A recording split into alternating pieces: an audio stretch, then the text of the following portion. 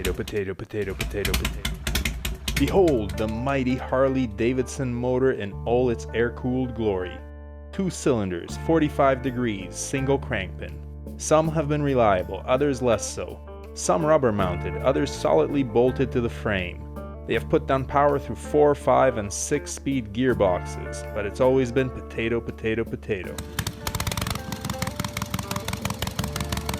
In the forests of Pennsylvania, on the beaches of Daytona, on the plains of Nebraska, in the twists and turns of the Rockies, across the deserts of Nevada, and on the cliffs above the Pacific, that sound was America. Is America.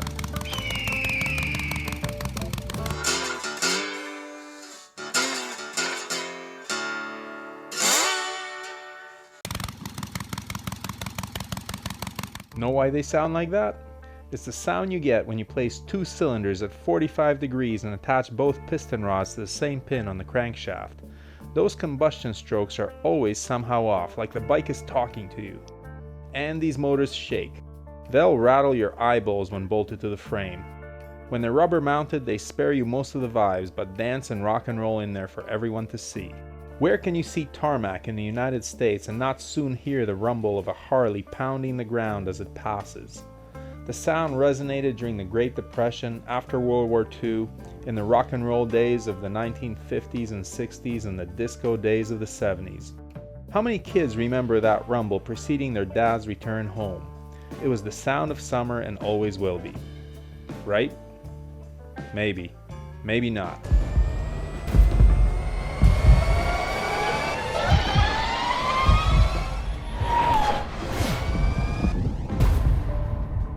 Not to pick on the Livewire, and not to imply that it's going to replace Harley V-twins anytime soon. It's too niche and too expensive for that. But Harley has a bigger problem than that looming and very near the horizon, or a little below it. Yes, it's Europe. The European Union has been strangling motor vehicles for a good long time now and is forcing car and motorcycle manufacturers to do backflips through hoops, designing bigger engines and more complex exhaust systems to meet the ever more stringent pollution standards. This increases weight, complexity, and cost, which is then passed to the consumer. Now, why would Harley care what the European Union thinks?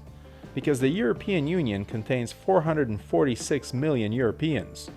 That's compared to about 360 million people in the US and Canada. Those Europeans are some of the most affluent people on the planet, which means they can afford premium bikes. Good sales in Europe are essential to the well-being of a global brand like Harley Davidson.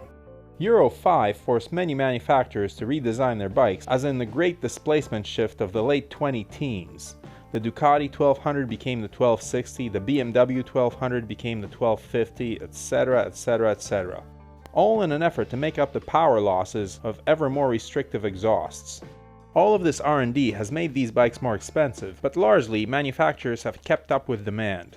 Manufacturers of liquid-cooled bikes, that is. Air-cooled bikes? Moto Guzzi Stelvio. You see, air-cooled bikes run richer than liquid-cooled ones, making the adjustments either harder or impossible. And when those bikes failed to adjust, they went the way of the dodo. Now, Moto Guzzi is a European brand, so they had no choice but to dump their bike. Now, Harley is hip to this trend, and they built their latest big twins with liquid-cooled heads to make it easier for them to pass emissions. They also started building liquid-cooled engines for bikes like the Pan America, the Bronx, and the Flat Tracker and Cafe Racer concepts. So Harley has their Milwaukee 8, their Street Line, and the new Revolution motor, all fully or partially liquid-cooled. But there is one truly old-school motor left in the lineup. Yep, the Sportster. The Sportster has been the whipping boy of the lineup for years, called a girl's bike and not a real Harley by people who need to put something down to feel good about themselves. But ironically, it has now become the most traditional Harley in the lineup. It's the only purely air-cooled bike, and it's also the one that retains the most Harley-like vibrations from the old days. If you've ridden the Milwaukee 8, you know what I mean. I've ridden the 107 and the 114, and they're the best big twins Harley's ever made. Powerful, smooth, fast revving, smooth, reliable, and smooth. Eerily smooth compared to the Evo and twin cams.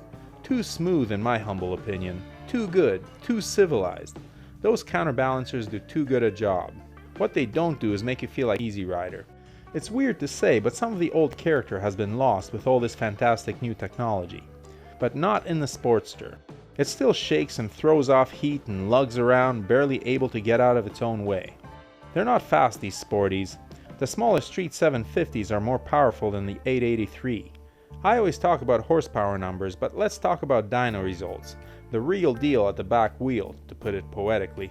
The 883 puts out 47 horsepower and 49 pound-feet of torque to the tarmac while weighing over 560 pounds wet. The 1200 Sportsters do better with 59 horsepower and 67 foot-pounds. In comparison, the Sportster's natural enemy, the liquid-cooled Indian Scout, makes 85 horsepower and 64 pound-feet of torque while weighing less with more fuel on board. I've ridden a Scout Bobber and a 1200 and an 883 Sporty, and that power disparity is very evident. Where the Indian likes to rev, the Sportster quits early. Where the Indian holds its line while leaned over, the Sportster likes to wander and flex. In fact, the only places the Indian is deficient is rear suspension and a slight price premium. But that's not the whole story, because owning a motorcycle is not strictly about logic and who has the numbers. Motorcycling is about that gut feeling you get when you twist the wrist and roll off toward the horizon.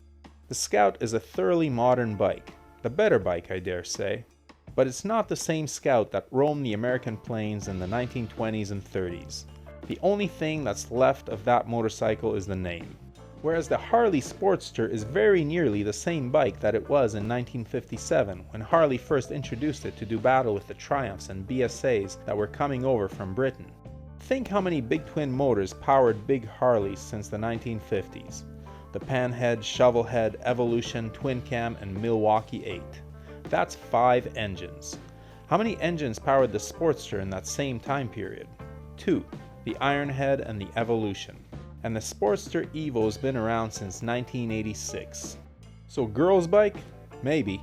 Plenty of girls learned to ride on it, as did plenty of boys. But here's a statement that may shock you. The Sportster is the most traditional Harley on the road, the most like the machines of a bygone era. A lot of manufacturers like to build modern retro bikes like the Triumph Bonneville or the Ducati Scrambler. The difference with the Sportster is, it's not retro, it's classic. It wasn't discontinued only to return on a wave of nostalgia and garner a premium price later. It never left. It's been here all these years and hasn't really changed much. And that's just fine with the folks who ride it. The word authentic gets thrown around entirely too much these days. Usually with some ridiculous ad campaign aimed at the hipsters who buy bikes as fashion accessories. But in the case of the Sportster, it actually applies. Yes, it's slow and heavy and underpowered and probably overpriced for what you get. But what you get is a steel, not plastic, piece of history. It burbles and shakes like a Harley should, and it won't get there fast, but it will get there. Walk into a Harley dealer and ride out on an Iron 883, one of the most badass looking and sounding motorcycles on the planet, and you won't care if it only has 47 horsepower, or that a Ninja with less than half the displacement can run circles around it. Ride that bike across the country on Route 66 and you get a rare opportunity. You get to experience exactly what it must have been like for your grandfather, or even your great-grandfather, to do the same thing on his Sportster. You could do it on a Ninja too, but it wouldn't be quite the same, would it? The Sportster is uniquely American, like blue jeans and Coca-Cola, and it will always be there. Unless European bureaucrats strangle it to death. How many more regulations before the engine and exhaust simply cannot be modified and the current Sportster joins the KLR and the Stelvio on the island of discarded toys? That would be a shame, but it's a real possibility. In case you haven't noticed, there are only 4 Sportsters left in the lineup. That's not promising, especially from a company that likes to give the consumer a plethora of choices on a modular frame. So what to do? How do you protect the last air-cooled Harley?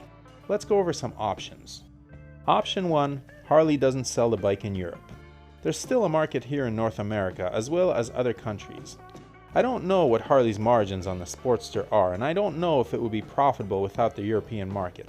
But given that a truly global bike like the Kawasaki KLR 650 bit the dust because they couldn't sell it in Europe, that's not a good sign. On the other hand, the Sportster is still a really important bike in Harley's lineup. I would argue that it's still the entry-level Harley of choice. How many street models have you seen riding around in the past year? Now, how many Sportsters? Exactly. And the Sportsters more closely resemble the big Harleys, don't they? so it's an important model and may survive on US sales alone. Option 2 introduced a smaller Milwaukee 8 for the Sportster with partial liquid cooling. Intriguing, and it could work, but there's been no indication that Harley is moving in this direction. You could still do it, but that's a lot of R&D, cost which would be passed down to the consumer. And the Sportster's price is already pushing the limit of what the market will tolerate. The Iron 883, the least expensive model, costs $11,500 Canadian. At what point would the most expensive 1200 cost more than the least expensive Big Twin? Option 3, the liquid-cooled Sportster. Harley has the Revolution engines and the new frames already. Just make a Sportster version, or 2 or 3 out of those. As good as a 975cc 115 horsepower Sportster sounds, and a 1250cc 145 horsepower version sounds even better, there is no way Harley could sell them for Sportster prices. The Bronx and Pan America are here, the Flat Tracker and Cafe Racer are coming, but they won't cost under $13,000 Canadian, not with the new engine and frame. And ultimately, these bikes aren't Sportsters. They're a great step in the new direction, but they need to build their own history. Maybe someday these models will be classic in their own right, though judging by my comments section, the Pan America may need a new headlight to get there. But they're not Route 66 bikes in the way the Sportster is. The last option, kill the Sportster. Send it to motorcycle heaven and let more modern, higher performance bikes take its place. A few years ago, when I was in between bikes, I went down to a local Harley dealer, rented a Sportster Iron 883 and rode it up north for the day. I brought my half helmet because it was more authentically cruiser than the full face. When I picked up the bike, I was shocked at how it could manage to be so small yet so heavy. I was cramped and my legs stuck out at an odd angle because the air cleaner cover was where my knee should have been. I was also shocked at how slow it was compared to the old 600 I had just sold the previous year. I forgot to bring earplugs to wear with my half helmet and almost went deaf from the wind noise. And the lack of a windscreen meant I was picking bugs out of my teeth for the rest of the day. But did I have a good time? Yup. I dealt with the power deficit. It was still faster than most cars. I dealt with the weaving and wobbling when the thing was leaned over in a curve at 120 km per hour. It's not meant for that type of riding anyways. I dealt with the discomfort in the cramped riding position and the wind blast. And when I stopped up north to get lunch, I got off the bike, stepped back and took a long look at it. I felt a foolish type of pride. It was a great looking bike. Girl's bike, guy's bike, doesn't matter. It made me feel good. The sound, the feel, the stance. I don't want to see it go. To be clear, the current Harley Big Twins do have the sound of the old engines, if not the vibration. But there's something about those old Evo motors, isn't there? So the United States isn't about to undergo a great potato famine anytime soon. There will be plenty of potatoes out on the roads for all of us to enjoy. Or curse, depending on your inclination. It just would be nice to see some of the Sportster variety continue to give us that authentic experience. So what do you think of the Sportster? Overpriced, overweight, underpowered girl's bike? Or the last of a dying breed? Drop your comments below, and the next time you see a new sporty, take an extra few seconds to admire it. They may not be around forever.